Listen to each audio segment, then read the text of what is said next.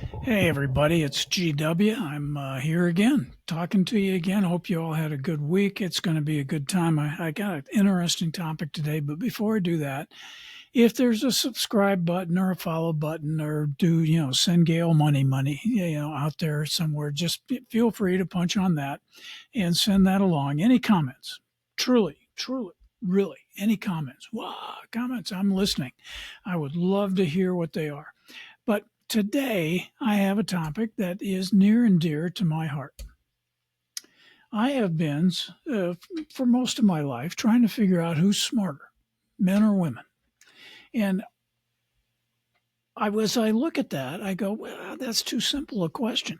Because then you have the personality types of men and women. And then you have, the not only the personality types, but you have the intelligence level. You have what it is they do for a living. You have what it is that mom and dad taught them was fun, what wasn't fun.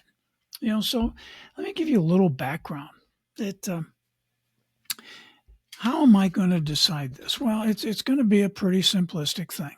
And I think that at the end of this, we will all agree on one topic is that I have very little knowledge on this particular topic. But I do have a lot of experience.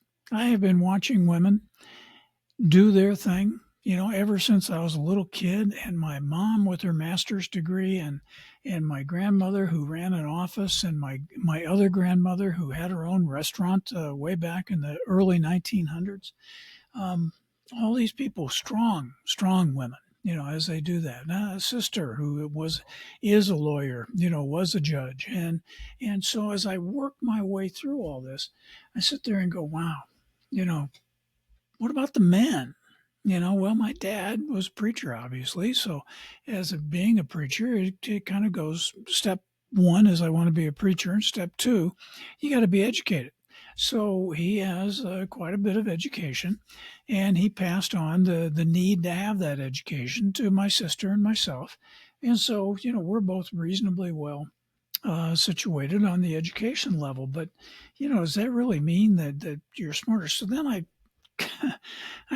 looked around and I said, there are some things that people do that seems to just yell out common sense, no common sense, actual intelligence, or what are you thinking? And I went out and I played golf last week. Well, that doesn't seem like anything that was too stupid, except, the temperatures was in the 40s and it was threatening rain. Well, as I'm going through the day there, I'm sitting there going, really? Does this seem like a really intelligent course of events? Let me go out and choose to be wet and cold. Now, I ended up only being cold, because it didn't rain that day. But gosh, I was there. I was ready, man. I had the jacket ready. I had the umbrella. I could have finished up. Walked around the course, and it would have been a great deal of probably not fun. But is that a good way to judge? Who it is that has a basic level of intelligence of this is good, this is fun, this is what we're going to do. So take a look at different, say, groups of guys. Let's look at guys first. In most cases, in my experience, guys are sports fans in general. Way overgeneralized over here, but guys are sports fans. Now, sports fans like to watch sports. I mean, it kind of goes along with being a sports fan.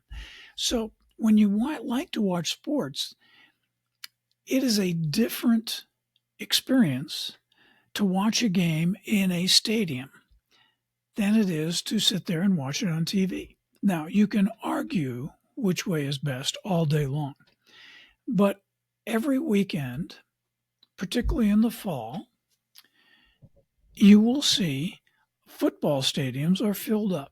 Sometimes, depending on the size of the stadium, but the stadium for the University of Tennessee plays in, or University of Michigan, or several others stadiums around the country, they hold over 100,000 people. and they're full. Now, people buy their tickets way ahead of time. But when you get 5 days out from the game and the game says, by the way, it's going to be 40 degrees, the wind's going to be blowing 15 to 18 miles an hour, and we have a chance of rain, any type of rain, be it mist or drizzle or driving downpour or anything else. So you combine that. I have to have lots of clothes. I have to have lots of different types of rain gear. I have to have something that I literally don't freeze to death while I'm sitting there in the stadium. And by golly, it's going to be the best weekend I've ever had in my life as I go there. So, that says something. Then you have a whole nother category. You have hunters. Yeah, now people that grow up and hunt, they usually, again, this is a generalization that doesn't hold true for everybody. But most people that grow up to be hunters grew up in a house where dad was a hunter, or granddad was a hunter, or an uncle, or a close friend, somebody who went out and taught them. And one of the things they taught them was it's fun to be wet and cold. So as you sit there and you go through your life, you go, wow, let's go out and let's purposely go out and be wet and cold. And unlike the football fan, let's do it at 5 o'clock in the morning so we can get an early start on that day of being wet and cold. So you go out and you're now walking through the weeds and it's 5:36. It's dawn. You want to be able to hunt the birds or whatever critter it is that you're hunting, and you want to be able to do it early in the day. Gosh. So you have your basic sports fan. You have your hunters. You have your golf people. That I talk about. You have other sports. Like soccer. Okay, soccer, rain or shine. Now, soccer season doesn't go into the January, February, I don't think, as often as others, but they go in, it's cold weather, and they also go in tremendously hot weather. Same thing with baseball. They're tremendously hot weather where you're out there and you are just, it's 95 degrees and you're sitting in the sun and you are just baking, and you have planned to do this forever. We are idiots. We are just absolute idiots. So then I looked around and I said, okay, who doesn't do that? Okay, well, women will go out and subject themselves to the same thing that men will. I believe, though, that many of them are talked into that because the men in their lives, want to have company so that they persuade the ladies in their life to go out and join them. Now, I'm sure that there are some who are very professional hunters and know what they're doing, and professional golfers and know what they're doing, and really do enjoy the different sports. There's so much more since Title IX. There's so much more activity in the sports world with women than there was before. Of course, there's that. So, who is it that doesn't choose to actively go out and get wet and cold? Well, when you think about that, seriously, think about that. Who is it that doesn't do it? Well, what is a group of people that just really kind of they're made fun of on Saturday Night Live. They have TV shows that are made about them and about how awkward they are in social situations and everything. You have the geeks, and you have the nerds, and you have the gamers, the people that sit there and they play the video games, and they, some of them get really, really good at that. But those are guys, the high percentage of people that I just named are guys, not girls, not ladies, not women. They're guys. And so they have this issue as they continue on, and it just kind of goes on, on and on. But they don't choose to get wet and cold. If a person is going to be a gamer and he's going to sit at his console with his computer, he's in a room where it's warm and dry and probably a little bit dark. And, in all honesty, I'd probably be asleep in about 5 minutes after that. So, what am I really trying to say? Well, I think of what I'm really trying to say is that guys in general are idiots. And that as we go through our lives, we up to a certain age, we choose to do these things. Now, after a certain age, and I'm not sure what this age is because I just said that I went out and played golf last week and chose to be wet and cold. But you know what? I don't go to as many live events outside as I used to. I don't go to as many ball games in huge stadiums. I'm really excited to be around large crowds and uncomfortable weather situations anymore. And so I think that as I have gotten older, and when I say older, I mean like past 60, it really becomes harder for me to want to do that. There's there's another type of person, men and women, and those are the people who like to go out and camp. Really camp. I don't mean pull a trailer behind them and jump in your trailer or anything, but I mean go out there and pop a tent, and sleep on the ground or sleep on your cot and everything. But really, have a camping experience. And I know there's campgrounds and there's showers off to the side and everything else, but it's still much more rustic.